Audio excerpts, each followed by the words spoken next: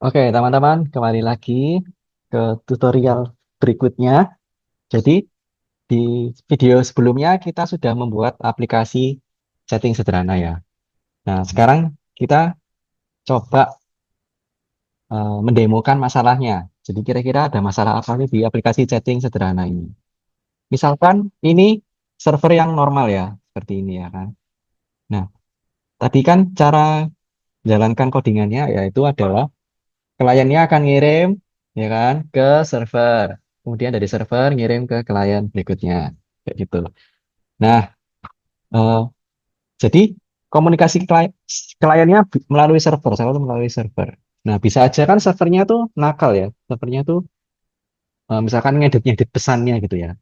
Nah, jadi sebelum diterima klien, diedit dulu sama servernya. Servernya tuh nakal, misalkan seperti itu. Nah, ini kita mencoba mensimulasikan hal tersebut, gitu ya.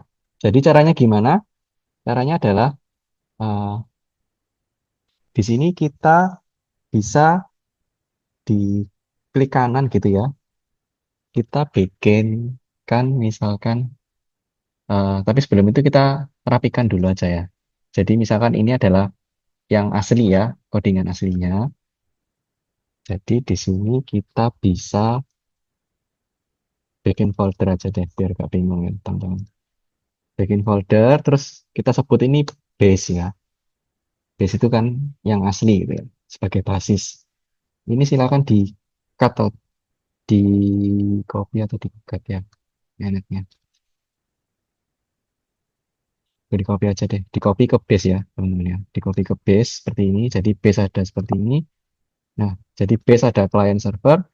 Nah, untuk yang demo kali ini, kita mau coba, ini kan kita nanti cara mengamankannya adalah dengan menggunakan hash. Jadi kita bikin folder aja sendiri lagi, hash gitu ya. Terus kita coba client dan servernya ini baru kita cut. Jadi kita cut di hash. Seperti ini. Nah, jadi nanti struktur programnya seperti ini ya. Pakai JSON node modules, ada dua folder base sama hash. Seperti itu. Ini di close dulu. Nah, pastikan kita ngedit-ngedit yang di hash ya. Nah, sekarang misalkan yang di hash ini kita bikin server baru. Yaitu misalkan di sini kita bikin malicious server gitu ya. .js. Isinya apa? Isinya adalah sama seperti server JS ya. Jadi kita copy aja ke malicious server JS.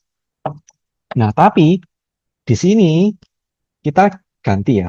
Jadi kan harusnya kan pesannya dari klien kan masuk ke sini ya kan. Nanti username-nya siapa yang ngechat, pesan chatnya apa. Nah, tapi ini misalkan servernya nakal ya, kita modifikasi pesannya. Jadi kita ini harus ganti ke let dulu ya, jangan pakai konstanta. Terus baru kita ganti misalkan pesannya diganti ya. Misalkan message sama dengan message aslinya ditambah misalkan kata-kata SAS gitu ya misalkan. SAS tanda tanya misalkan seperti ini ya kan. Nah, nanti setiap pesan yang diterima oleh klien akan ada tambahan dalam tanda kurung SAS-nya ini. Kayak gitu ya. Kita coba aja, buka terminalnya, jalankan seperti ini. Kita nyoba yang skenario normal dulu aja ya. Jadi ini server.js. Oh, ya ini error kenapa? Karena kita sudah masuk ke hash ya, teman-teman.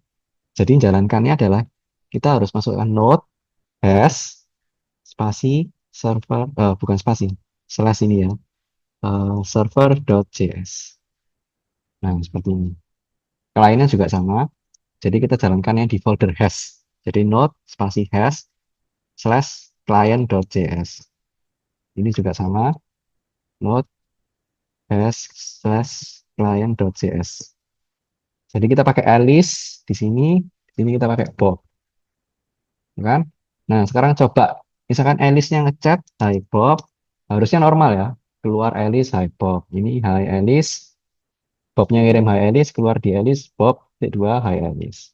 Nah, sekarang kita coba kalau kita jalankan yang versi malicious ya. Jadi yang dijalankan sekarang bukan server.js, tapi malicious server.js. Seperti ini, sama, masih running port 3000, jadi kliennya nggak perlu diganti. Jalankan juga seperti ini, sama. Alice, Bob, ya. Terus ini tekan Hi Bob. Nah, sekarang baru muncul tulisan, oh, Hi Bob, tapi ada tambahan SAS-nya ya. SAS-nya ini adalah dari servernya ini, SAS.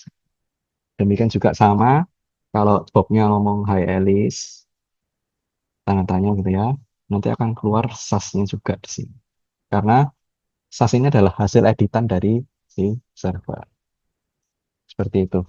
Nah, sekarang tugasnya dari teman-teman adalah gimana caranya si kliennya ini bisa tahu ya, waktu kita jalankan, apakah pesannya itu sudah dirubah sama si server atau enggak. Jadi waktu jalankan Malaysia server ini, kita tahu bahwa ini telah dirubah atau enggak pesannya sama si server. Nah, caranya bisa dengan menggunakan algoritma hash ya. Jadi silakan di combine codingan yang di hash algorithm itu bebas mau pakai MD5, SHA-1 atau SHA-2 bebas silakan. Pokoknya nanti ada verifikasi. Jadi di kliennya ini waktu dijalankan ada verifikasi hashnya. Apakah pesannya sudah dirubah sama server atau enggak. Kayak gitu. Jadi yang diedit hanyalah klien JS ya teman-teman. Jadi klien JS-nya saja yang diedit, server JS-nya ini baik yang malicious maupun server ini nggak perlu dirubah. Seperti itu ya. Jadi itu aja untuk demonya hari ini. Kita bertemu lagi di video berikutnya.